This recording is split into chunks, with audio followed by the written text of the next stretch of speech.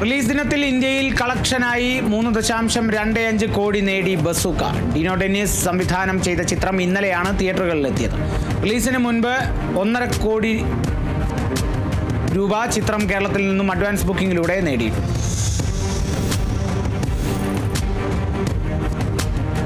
ജ്യോതിറാവു ഫൂലെ, സാവിത്രിഭായ് ഫൂലെ എന്നിവരുടെ ജീവിതകഥ പറയുന്ന ആനന്ദ് മഹാദേവൻ സംവിധാനം ചെയ്ത ചിത്രം ഫൂലെയുടെ റിലീസ് നീട്ടി.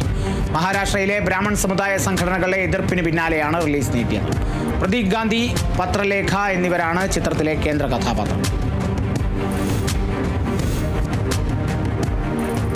വിക്കി കൗശൽ നായകനായ ഹിന്ദി ചിത്രം ഛാവ OTT റിലീസ് ചെയ്തു. 130 കോടി മുടക്കിയെടുത്ത ചിത്രം തിയേറ്ററിൽ നിന്നും അമ്പരിപ്പിക്കുന്ന കളക്ഷനാണ് നേടിയത്.